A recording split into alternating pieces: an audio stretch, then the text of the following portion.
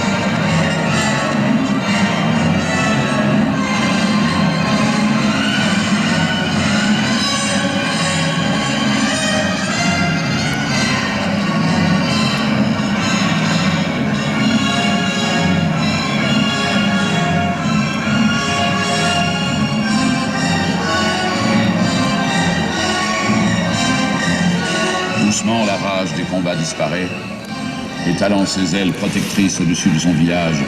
Le vieux château de Saint-Fargeau contemple le crépuscule fondre sur l'immensité meurtrière.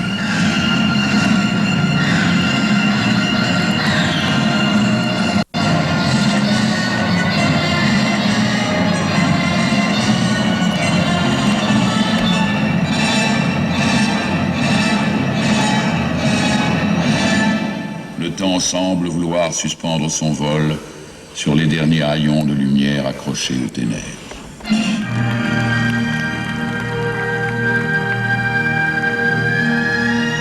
Le fracas des armes, s'il n'étonne plus, fait encore frissonner le géant de briques roses. Et la page qui vient d'être tournée va rejoindre le grand livre d'heures du château de Saint-Fargeau.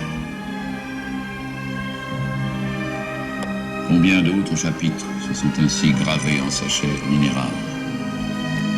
Seule la nuit complice pourrait nous conter le lent chapelet des rêves et des souffrances de ceux qui édifièrent ce lieu magique.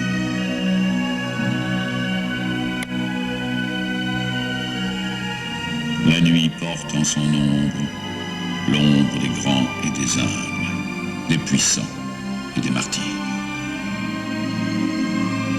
Elle protège de l'oubli. Ombre elle-même, elle éveille les ombres des souvenirs que le temps lui confie. Elle a dansé la nuit au bal des mortes fontaines. Elle se rappelle les rêves libertaires de Lepelletier. Elle a recueilli jadis les larmes amères de la grande mademoiselle sur le pont-levis de l'exil. Elle se souvient encore des rires et des chansons du fastueux mariage du comte d'Anjou en l'église rénovée. Elle frémit encore la nuit aux exploits sanglants de Chabannes, l'écorcheur qui fortifia Saint-Fargeau pour en faire son repère.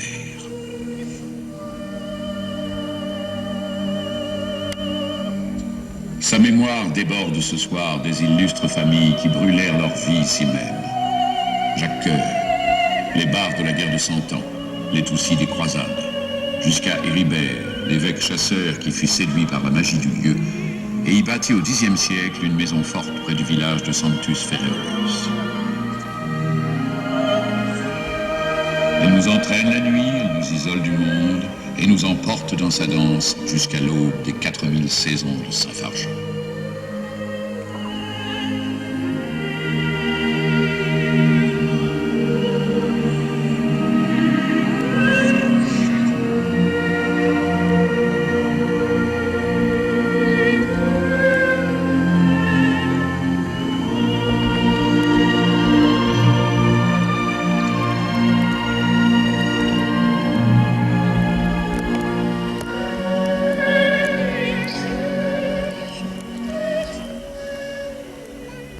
crépuscule du premier millénaire, ma mémoire reste remplie de cris et de fureur. Les bourgades brûlent. Les survivants se terrent dans les forêts profondes, fuyant les vagues successives d'envahisseurs qui rivalisent de cruauté. Parmi eux, une dynastie franque se dégage, les Mérovingiens. Elle impose sa loi et sa foi jusqu'aux confins du pays burgonde.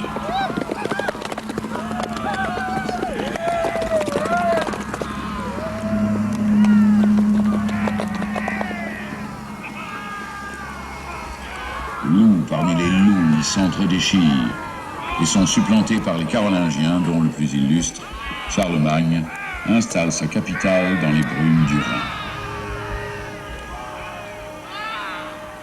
C'est à Fontenoy, en Puisaye, non loin de Saint-Fargeau, qu'est née l'Europe en 842, à l'occasion de la plus grande bataille de tous les temps.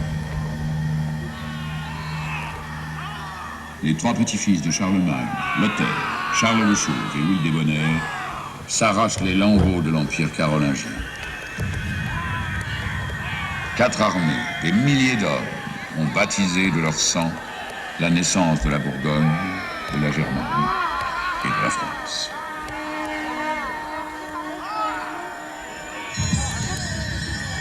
Engelbert, seul chroniqueur de la bataille, témoigne. Cette bataille n'est pas digne de louange, que jamais poète ne la chante. Que jamais la rosée ni la pluie n'humectent le gazon sont tombés forts. Maudit soit ce jour de deuil, qu'il ne soit pas compté dans l'année, que le soleil lui refuse son éclat et que son crépuscule n'ait point d'horreur.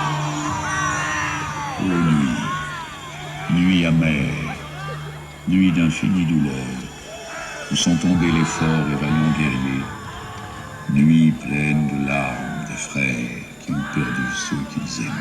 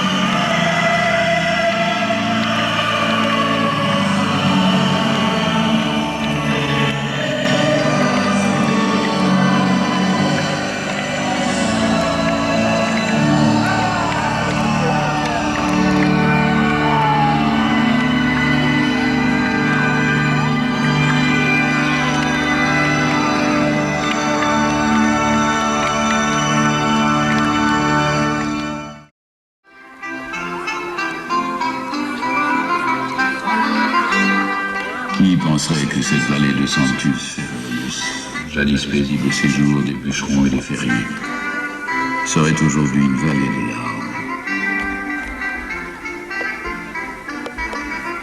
L'an 1000 est là, mais plus rien ne subsiste du beau rêve de Charlemagne.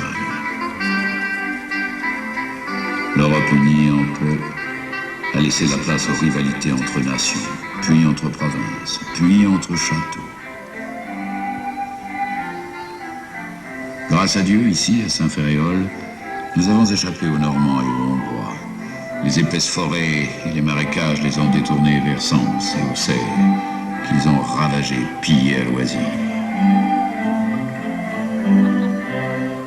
Survivre est un exploit. Plus personne au champ, donc plus de récolte. Plus de foin, donc plus de bétail.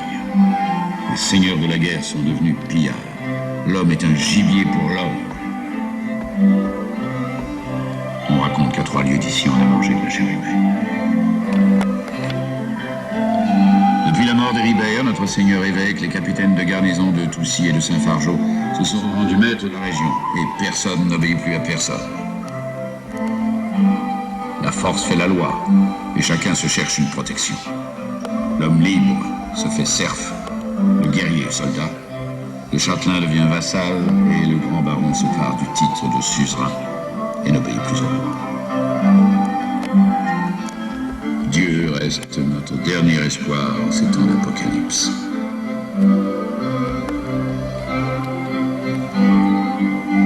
Seigneur, prends pitié de ton troupeau.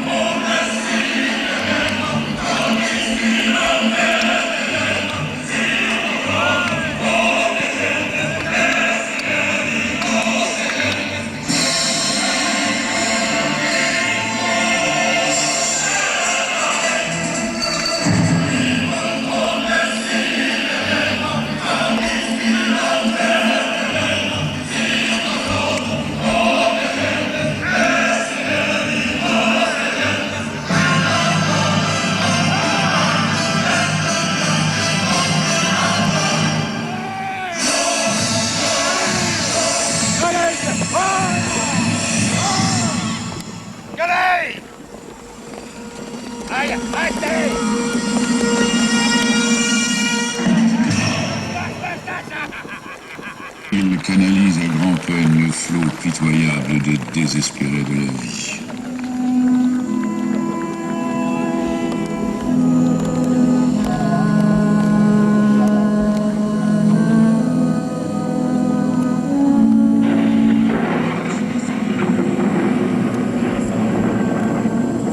L'anarchie des seigneurs de la guerre a laissé les campagnes devenir la proie de toutes les convoitises, le terrain de toutes les barbaries.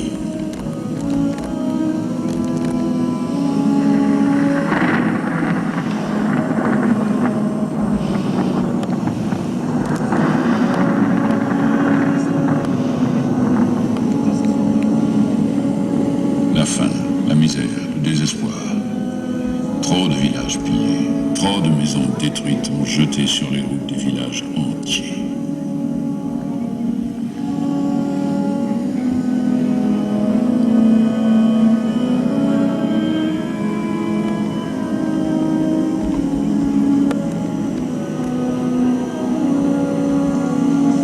Certains parmi eux, toute honte bue, rejoignent les bandes de pillards qui accablent leurs frères de misère.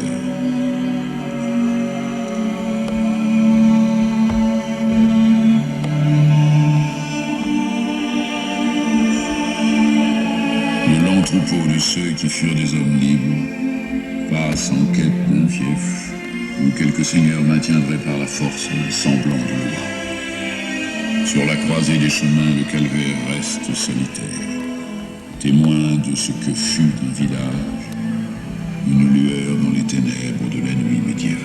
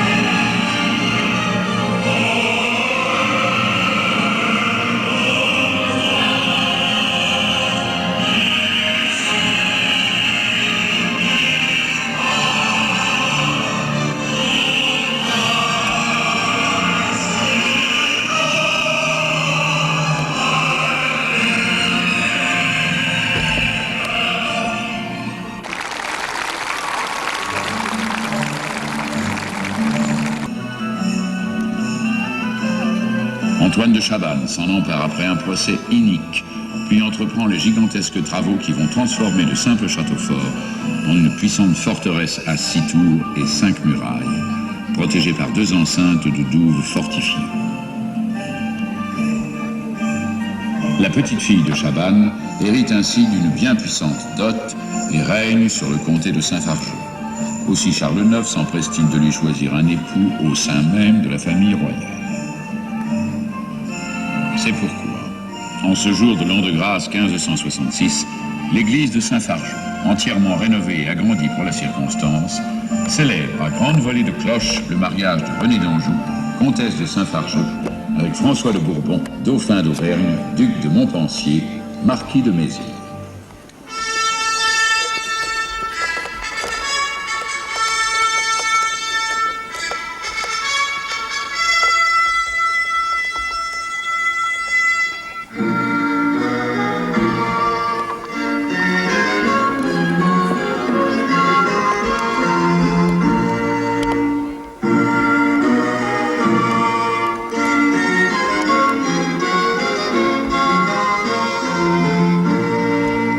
Tout ce qui compte au royaume de France est présent ou représenté à Saint-Fargeau. Ce soir, dans tous les feux de Puisaye, c'est une grande partie de liesse.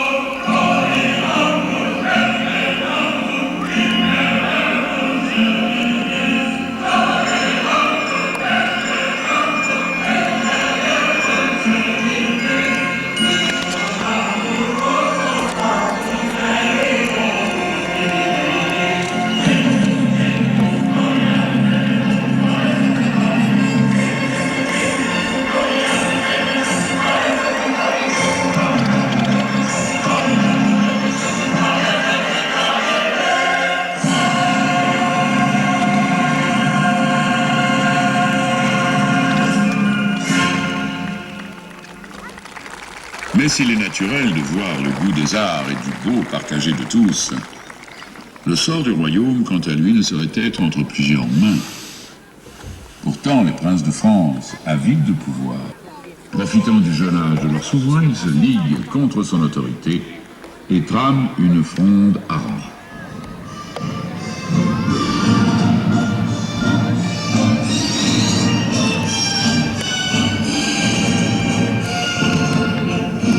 À leur tête, le prince de Condé et la grande mademoiselle, duchesse de Saint-Fargeau, propre cousine de Louis XIV. Après plusieurs batailles, l'issue demeure incertaine. Le combat décisif va être livré en la ville de Blénaud, non loin de Saint-Fargeau. À l'aube d'une journée historique, Turenne et les armées de Louis XIV s'avancent au devant des troupes des frondeurs que commande Condé en personne.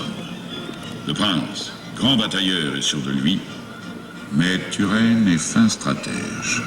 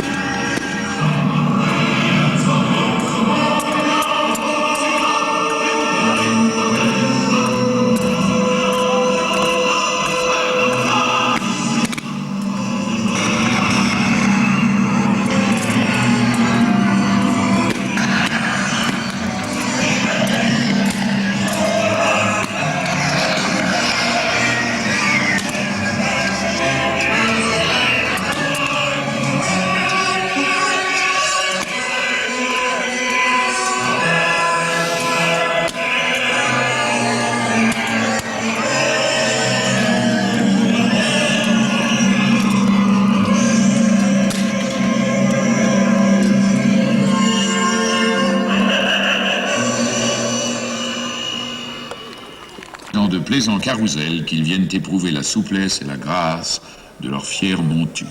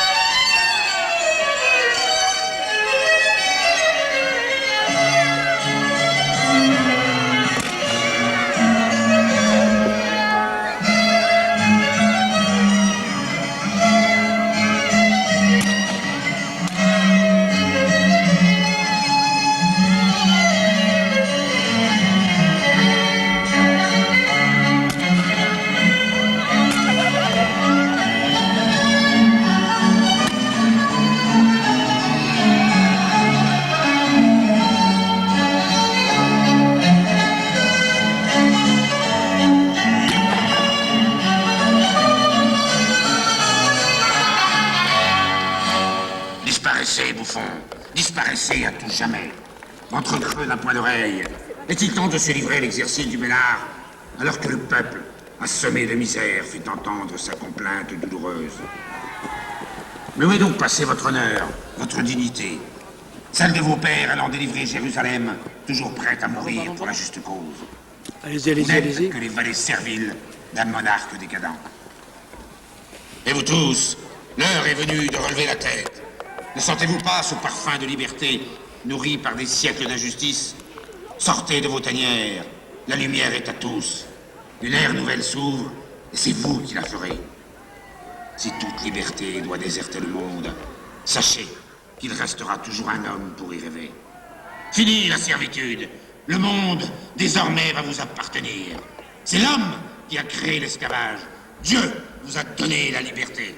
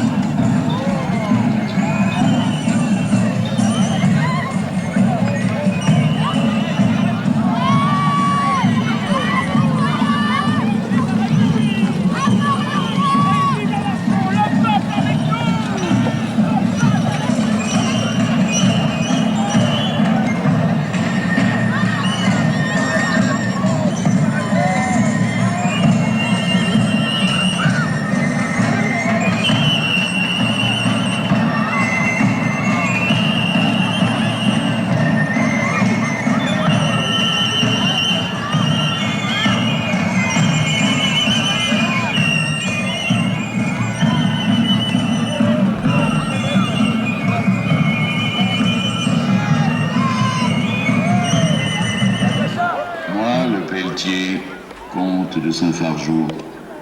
Oui, je fus le premier à renoncer à mes droits seigneuriaux. Je fus le premier à épouser votre cause en rejoignant les rangs des montagnards. Citoyens, que le danger de la patrie vous rapproche et nous unisse encore davantage.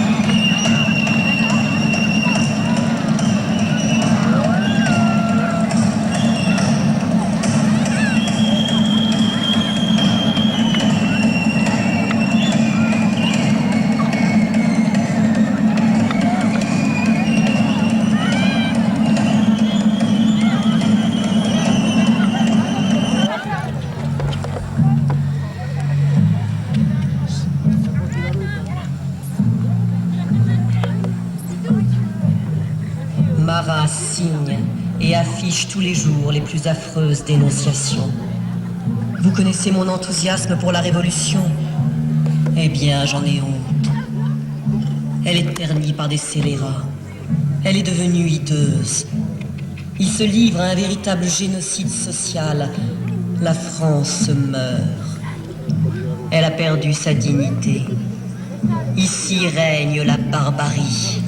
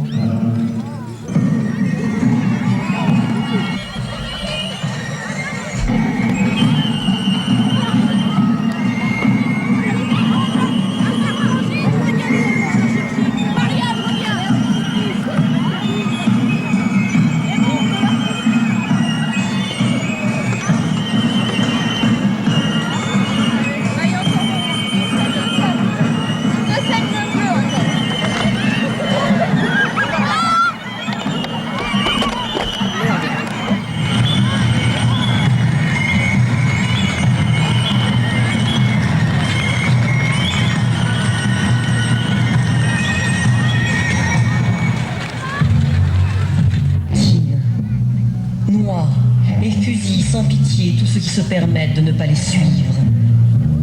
Un affreux racisme politique règne et aboutit immanquablement au crime collectif.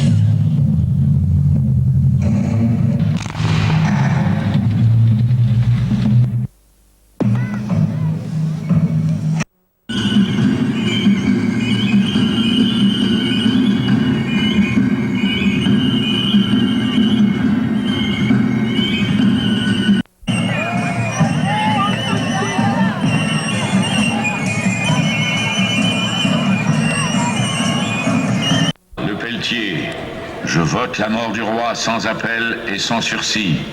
Toi, Le Pelletier, tu paieras de ta vie ton engagement politique. Tu seras le premier martyr de la liberté. Je meurs content de verser mon sang pour la patrie.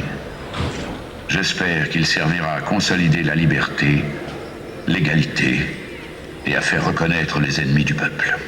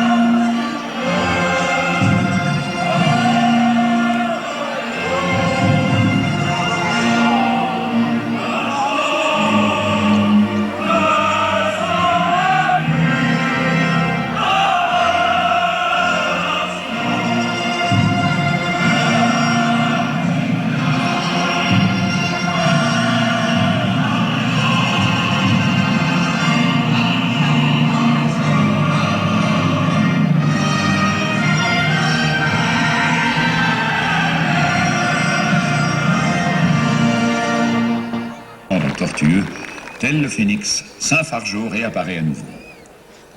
Depuis le XIe siècle, où Héribert, l'évêque chasseur qui forçait le sanglier, jusqu'à la grande mademoiselle, l'immense forêt de Saint Fargeau est toujours là. Cerfs et sangliers y vivent au milieu de ces vieux chênes qui ont connu toutes les périodes de l'histoire.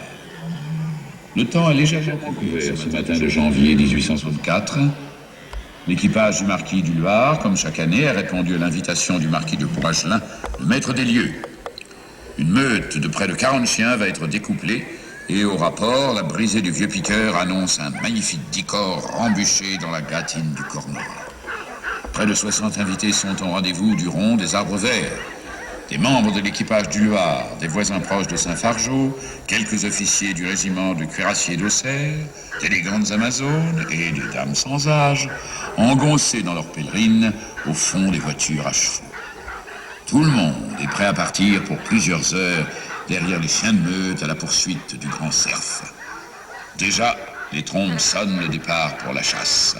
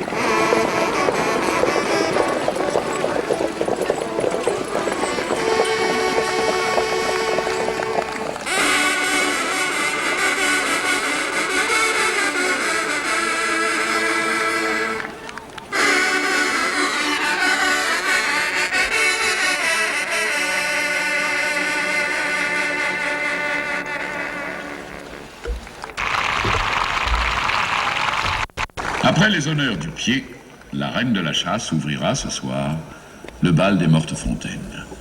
Le grand salon, les lumières, les violons, les bijoux. On y dansera la nouvelle audace de Monsieur Strauss. Cette danse de Vienne qui affole tant les mères et fait rosir les joues des demoiselles. La valse, qui entraîne le bouquet gracieux des robes à panier et des beaux messieurs en frac dans son tourbillon cadencé.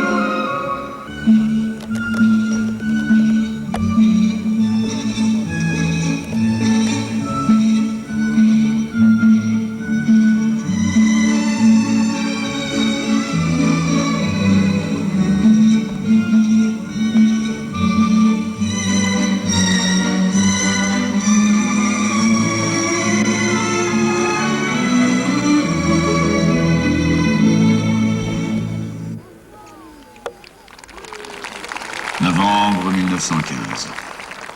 Quelque chose a changé à Saint-Fargeau. Tout semble si calme. Les femmes reviennent du lavoir, leur panier de linge au bras. Elles semblent absorbées par leurs pensées. Plus de rire comme autrefois. Les hommes ne sont plus là. La terre est triste. Elle manque de bras.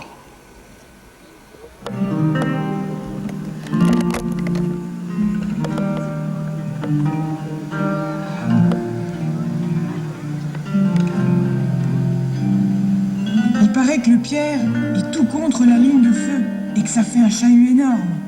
C'est comme pour François, le charron. Il parle que de caves, de tranchées et d'obus. Il faut lui envoyer du sucre et des chaussettes. Et aussi une petite paire de ciseaux dont il a grand besoin.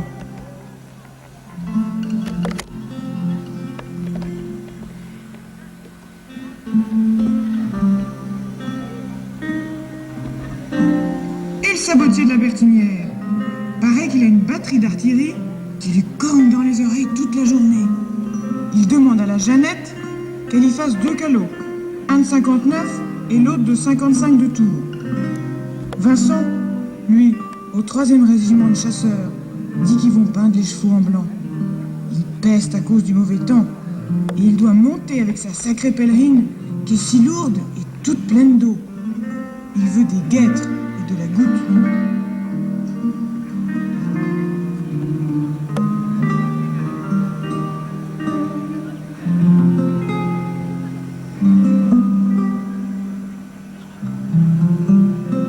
Ma petite Marie, si tu savais comme il fait froid ici, il pleut toute la journée sans arrêt. J'ai bien reçu le colis, mais comme il a mis 3 semaines à arriver, ta galette, elle était plus dure qu'un sac de chariot. Comment ça va à la ferme? Les terres, ça doit être une misère. Heureusement que ta mère et ta sœur sont là pour la traite des vaches. Dans la tranchée, j'ai trouvé un gars de Lavaux, un charbonnier. Il est de la même classe que moi. Quand c'est qu'on va rentrer, Marie, ça n'en finit pas. Ça fait des mois qu'on est dans la boue, et le canon qui arrête pas. Ils disent qu'on est là pour défendre la patrie. Et les enfants, Titi, la Jeannette et mon François. Des fois, je me demande si je vais vous revoir un jour. J'endors pas la nuit. Si tu savais comme tu me manques.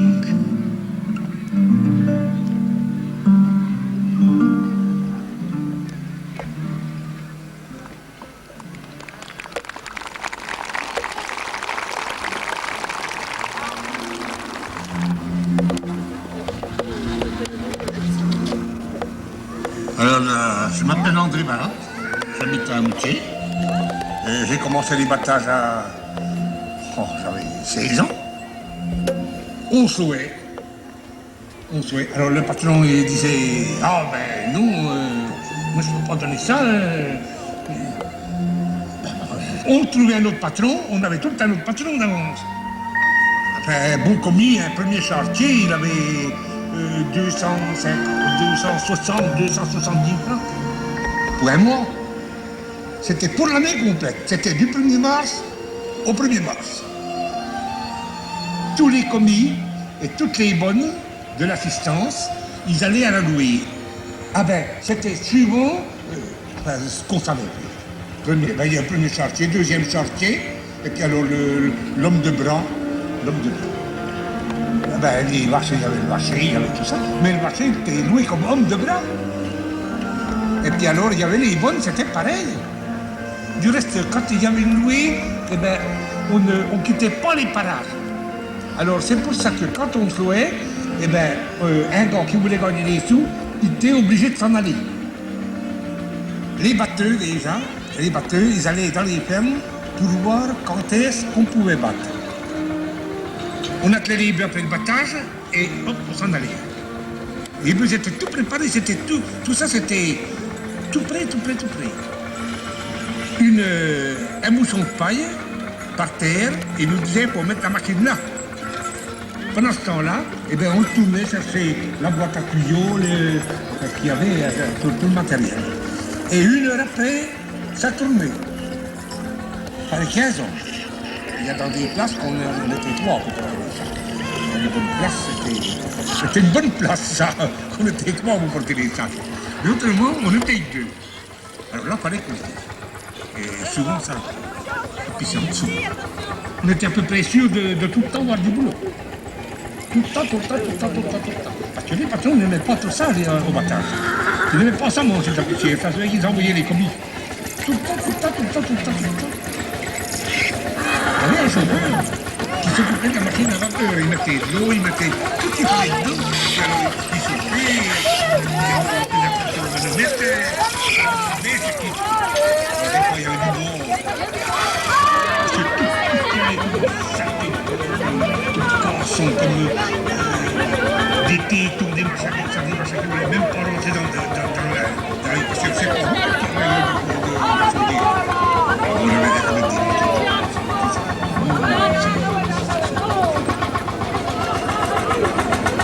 c'est vrai qu'il y avait dans des places, on était pas mal. Mais il y avait dans des autres places, c'était... Ah oui. Ils savaient quoi nous donner à manger. Alors les passaient toutes les heures, la bouteille de goutte, la bouteille de moi j'aimais prendre la goutte, et puis si vous pouvez pas en boire, je ne peux plus le faire. Le soir, il y avait la goutte.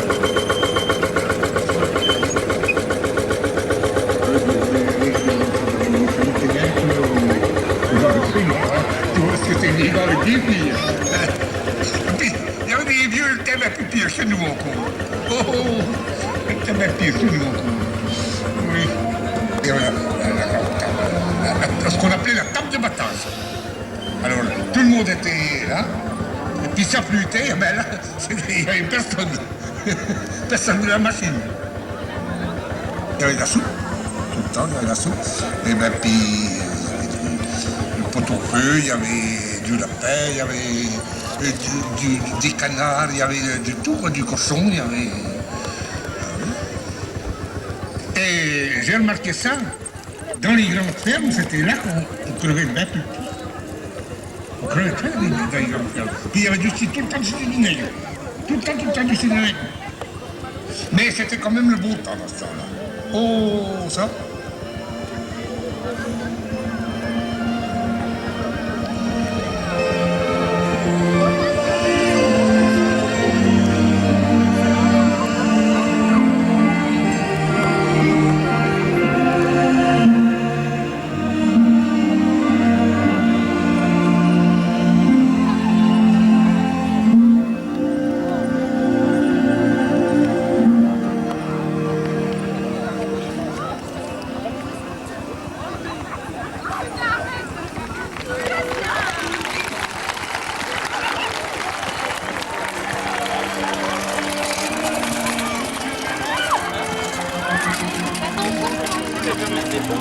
En ce soir de septembre 1945, les arbres du parc se pavoisent d'automne pour une silhouette à la fois familière et confuse.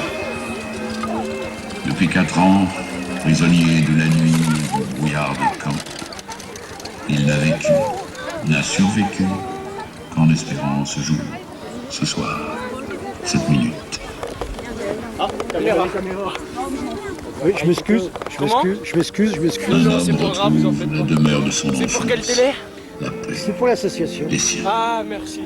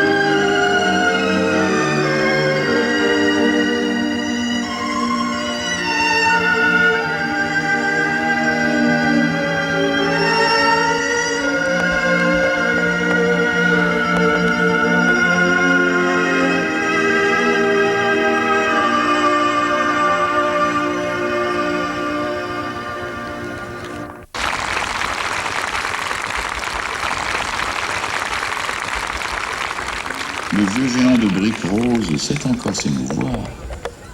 Il a tant vu partir d'hommes qui jamais ne revinrent. Il a séché tant de sanglots et de larmes qu'il leur sourit ce soir. Regardez même. Il pleure en refermant le livre des 4000 saisons de Saint-Fargeau.